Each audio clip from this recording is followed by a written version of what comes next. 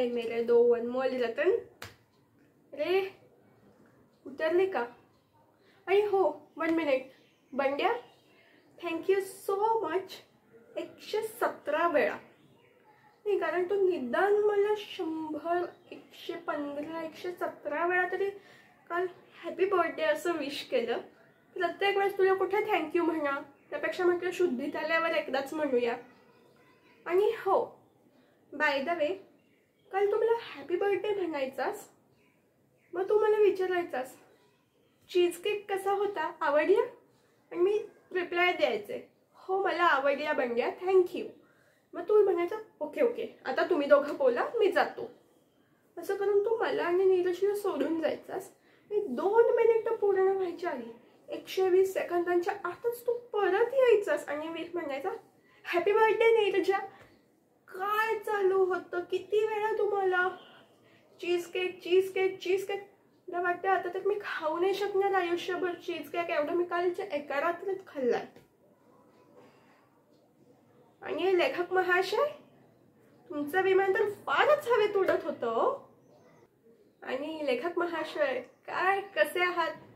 आलात का ताळ्यावर धरतीवर? तुमचं विमान तर फारच आकाशात उडत होतं. विमान कसलं? स्पेसशिप होतं जे चंद्रापर्यंत जाऊन पोहोचलं होतं. आणि बाय द वे मी काय म्हणते, आता आपल्या रिलेशनशिपला साधारण 1 वर्ष झालंय.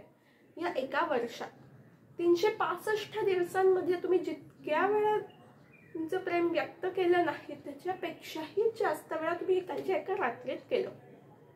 म्हणजे मला तर असं वाटतं की तो काउंट काढला ना आपण कालच्या रात्रीचा, 7 जन्मांमधला आपलं बजेट पूर्ण होईल एवढा काउंट होता.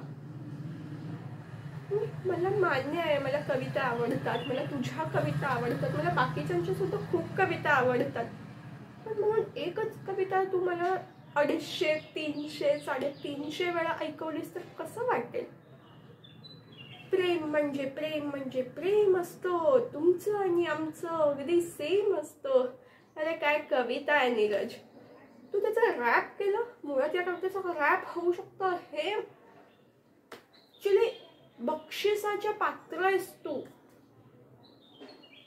म्हणजे मी काय म्हणते, रोमिओ अँड ज्युलिएट, ही रांझा, अजून कोण जे काही असतील, लैला मजनू, त्या सगळ्यांना आपण तराजूच्या एका पारड्यात टाकलं आणि आमचे लेखक एका पारड्यात गेले ना तरी तुमचं पारडं खाली जाईल. अहो एवढं वजन आहे तुमचं या क्षेत्रात. म्हणजे माझ्यासारखी भाग्यवान मीच. दुसऱ्या कुठल्याही मुलीला तिच्या बॉयफ्रेंडने इतक्या वेळा आय लव्ह यू नक्कीच म्हटलं नसेल. आणि ते सुद्धा वेगळ्या वेगळ्या पद्धतीने. शेरो शायरी, कविता, अरे क्या बात है. मी तर म्हणते तुला रोज 1 ग्लास द्यायलाच हवी. अरे तुझं करिअर असं कशात उडेल?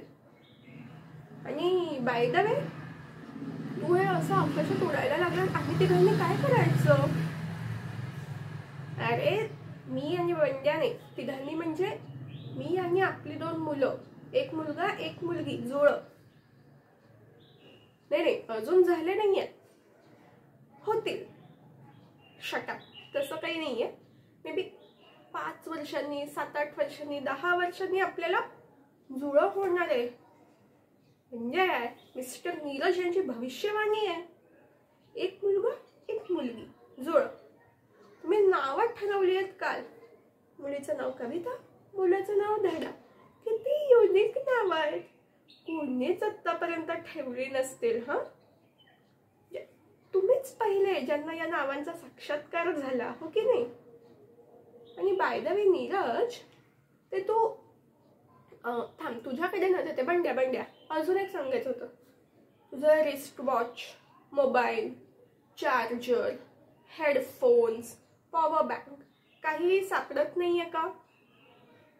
पॉवर बँक नाही सापडत आहे. अजून हेडफोन्स, वॉच. ओके, या 3ही गोष्टी मला माहिती आहे कुठे. फ्रीज मध्ये जाऊन बघ 200% सापडतील.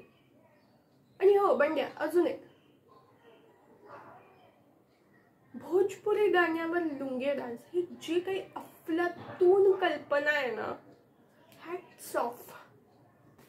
म्हणजे तुमच्या दोघांचा मी काल अख्खा जो आपला व्हिडिओ कॉल झाला तो मी शूट करून इंटरनेटवर टाकला ना तर तुम्ही व्हायरल व्हाल. व्हायरल 10 मिलियन अरे मी काय म्हणते 100 मिलियन व्ह्यूज येतील तुमच्या व्हिडिओला कालच्या. आणि तुला काय तुझ्या आईची इतकी आठवण येत होती नीरज, तू फोन लावणार होतास त्यांना.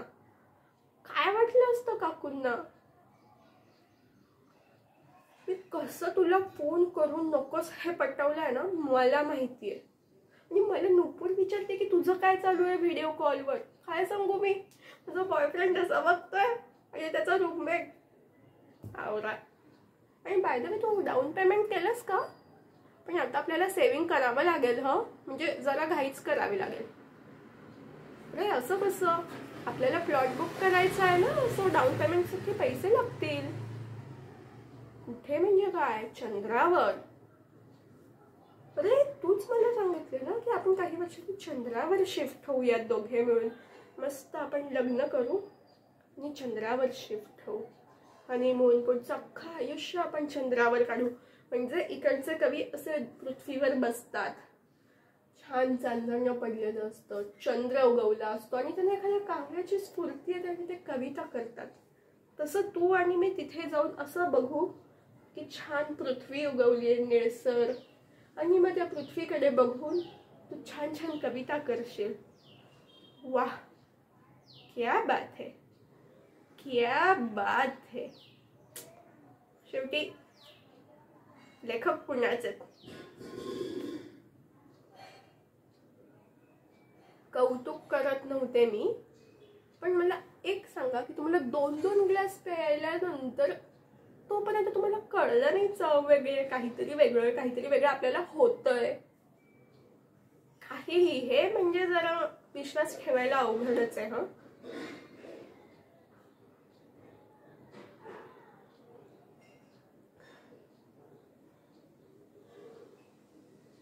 हे जरा अवघडच आहे. आणि नीरज बाय द वे तुला कळलं कसं नाही रे की तुझी पिशवी एक्सचेंज झाली. हे मला मान्य आहे, एका दुकानात 2 पिशव्या होत्या आणि एक्सचेंज झाले. पण सगळ्या वेळेस कसं एक्सचेंज होतं, माझ्यासोबत केक एक्सचेंज होतो, कधी दुसऱ्यासोबत पिशवी एक्सचेंज होते, कधी काहीतरी वेगळंच होतं.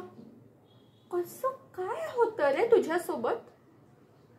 ठीक आहे तुझं जाऊ दे, तू आहेच मॅड, तू नसतोच या जगात, तू तुझ्या फार हायफाय जगात असतो, लेखकांच्या कल्पनांच्या कथा कवितांच्या. पण बंड्या मला सांग, तुला नाही कळलं म्हणजे काहीतरी आपल्याला चढतीये हे तर कळलं असेल ना की मग आपण ते प्यायला नकोय जे काही आपण पितोय ते.